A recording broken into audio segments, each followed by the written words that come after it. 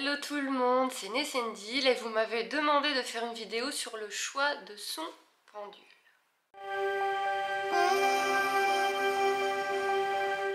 Voici le mien, celui que j'utilise couramment, pas tous les jours, mais quand même très souvent.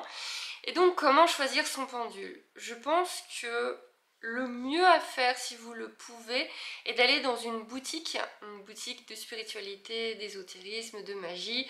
Il y en a de plus en plus, ça se démocratise de plus en plus. Parce que l'avantage en allant dans une boutique, c'est que vous allez pouvoir le choisir sur place. En général, il y a un présentoir avec plein de pendules et ça vous permet de le choisir sur place, ou si vous avez besoin d'aide, avec la vendeuse qui est dans tout ça, qui saura très bien vous conseiller. On a un passager clandestin.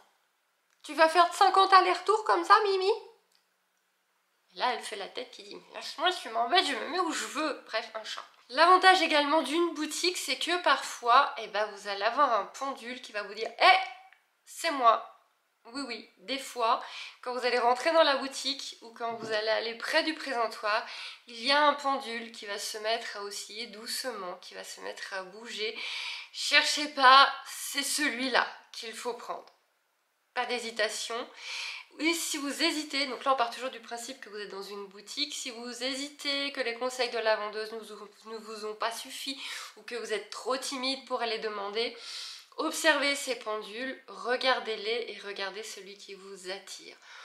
On respire, on ne réfléchit pas et on va vers celui qui nous attire l'œil, qui nous attire l'âme, qui attire ce que vous voulez, mais celui qui va vous titiller, vous allez vous dire « Ah, celui-là, je l'aime vraiment bien, ah, celui-là, il est vraiment beau ». Passez vos mains autour, manipulez, voyez s'il y en a un qui dégage quelque chose. Malheureusement, vous n'avez aucune boutique dans votre région, aucun moyen d'aller dans une boutique, là vous n'allez pas avoir le choix, il va falloir en commander un. Donc je peux vous donner quelques petites recommandations. Déjà, si c'est votre premier, on évite en général de prendre un pendule en pierre. Donc un pendule en pierre comme ceci par exemple, ici c'est un pendule en améthyste. Celui-ci ce n'est pas un pendule dont je me sers, c'est un pendule que j'ai pris parce qu'il m'appelait, je l'aimais bien, je le trouvais joli, mais je m'en sers pas spécialement, mais je l'ai et on est bien, j'aime bien l'avoir. Mais il est dit que en premier pendule, il faut éviter les pendules en pierre, tout simplement parce que les pierres ont toute leur propre énergie, ont toutes leurs vertus, et ça peut ajouter un petit peu des difficultés. Si vous commencez à manipuler les énergies, à sentir vos énergies, etc., ça peut vous brouiller un peu, peut vous mettre des difficultés supplémentaires qui sont inutiles quand on commence. Donc pour les débutants, ça va plutôt être les pendules en bois ou les pendules en métal, donc comme ceci par exemple, comme celui-ci qui est le pendule de ma fille, ou le mien qui est aussi en métal. Le mien il est très lourd. Voilà. Et la taille va être importante aussi, surtout par exemple les pendules en bois, en général vous avez des grands pendules, mais vous allez avoir aussi des petits pendules. Donc celui-ci par exemple, il est très léger. Celui-ci il est beaucoup plus lourd, il est petit et lourd et moi c'est ce que j'aime. Donc c'est vrai que si vous devez choisir par internet, là c'est plus compliqué. Donc elle est plutôt sur du métal ou du bois, et ensuite la forme, ça va être un peu au bifomètre, encore une fois à l'instinct. Regardez un peu les images, regardez s'il y en a un qui vous attire. Si en regardant les images, il y en a un qui vous attire plus que l'autre. Donc oui, la beauté, l'apparence va compter au début. En général, les pendules, c'est des petits budgets. Donc si vous pouvez vous le permettre, que vous hésitez entre deux, prenez les deux si vous le pouvez. Comme ça, une fois que vous les avez, vous voyez celui avec qui ça match le mieux. Et l'autre, c'est pas grave, vous le mettez sur votre autel, vous le mettez de côté. Ça fait quand même une chouette décoration et un pendule secondaire sur lequel vous pouvez venir par la suite, on ne sait jamais. Les pendules, vraiment, le budget n'est pas très élevé, donc je pense que vous pouvez vous permettre d'en prendre plusieurs. Sur quel site? Encore une fois, les boutiques ésotériques. Honnêtement, certaines boutiques vont vite être onéreuses et vous allez avoir les mêmes produits, vraiment les mêmes, sur des sites un peu moins onéreux comme Etsy par exemple. Etsy qui est du fait main. Alors il n'y a pas que du fait main, il y a aussi des boutiques, mais vous allez avoir beaucoup de choix. Le mien je l'ai vu sur Etsy, je crois que je les ai quasiment tous vus sur Etsy. Vous allez avoir beaucoup de choix, vous allez vraiment pouvoir vous faire plaisir, voir celui qui vous titille, en prendre 2, 3 si vous hésitez. Maintenant, si vous avez un gros budget, que vous voulez vraiment pas vous louper, Vous allez sur Instagram, vous recherchez pendules artisanaux et vous allez avoir plusieurs boutiques qui vous proposent des pendules fait main. Ces pendules-ci, donc je dis que c'est un plus gros budget parce qu'un pendule ça coûte 15-20 euros max, alors que là vous allez avoir des pendules à 70-80 euros, tout simplement parce qu'ils sont faits sur mesure en se connectant à vous. Vous allez avoir la personne qui donc va le faire main pour vous, ça sera votre pendule, il sera unique, il n'y aura que vous qui l'aurez.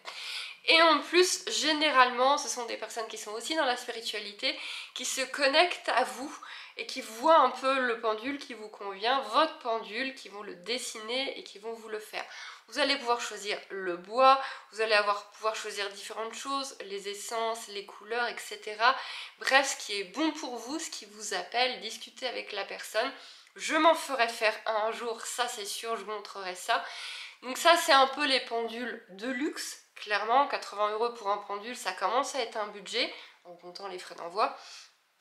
Mais si vous pouvez vous le permettre, là au moins vous aurez un pendule vraiment dédié à vous. Voilà, je cherchais, vous avez notamment le petit pendule qui fait ça, j'espère que c'est net. Hop, vous avez sur Instagram le petit pendule et il explique sur son site qu'il se connecte vraiment à vous, à votre âme, à ses ressentis, à vos émotions pour vous faire un pendule sur mesure. Ça, je compte bien lui en commander un jour. Et là, vous avez vraiment un pendule qui est fait pour vous, qui est accroché à vous. Si vous ne pouvez pas vous permettre ce genre de pendule, donc par exemple un site comme Etsy, vous cherchez pendule divinatoire, vous voyez un peu ce qui sort et vous regardez ce qui vous tique, les formes, les couleurs, les matières qui vous tiquent le plus, qui vous intéressent le plus. Et si vous hésitez, n'hésitez pas à prendre les deux, ce n'est pas grave d'en prendre deux, ce n'est pas perdu. Au moins vous avez du choix et à l'utilisation, ça va s'affiner de toute façon. À l'utilisation, vous allez voir ce que vous préférez. Moi j'aime de la petite taille et de la lourdeur dans la main. Vous, ça peut être totalement l'inverse, un grand pendule très léger. Ça, c'est avec le temps et en utilisant plusieurs pendules que vous le saurez. Et je vous en avais parlé sur une autre vidéo, mais je vous conseille aussi ce petit coffret. Parce que dedans, vous avez un petit pendule très chou. Moi, je m'en suis servi pendant un bon moment. Vous avez un petit pendule très léger et justement en matière métallique à l'intérieur. Et en plus, vous avez plein de cadrans, un petit livret avec des exercices pour vous associer à votre pendule, etc. Mais ça, j'en ai déjà parlé dans une autre vidéo également. Mais franchement, vu le prix en plus, parce qu'il est à 27 euros, vous avez un pendule, un livret qui n'est pas lourd, qui n'est pas chiant à lire, et vous avez plein de petits cadrans avec. C'est pas du tout sponsorisé, je l'avais acheté moi-même. C'est vrai que ça fait 2 fois que je vous en parle, mais c'est parce que c'est vraiment du très bon produit. Pour ce qui est ensuite de garder votre pendule, vous pouvez utiliser une petite pochette. Moi par exemple j'ai celle-ci. Normalement il est recommandé d'avoir des petites pochettes noires. J'avais récupéré celle-ci en achetant un bijou en pierre. Et je m'étais dit bah c'est très bien parce qu'il est quand même opaque. Il est une taille qui me convient, donc moi je garde mon pendule là-dedans. Mais voilà, une petite pochette en tissu, quelle que soit la matière, noire si possible.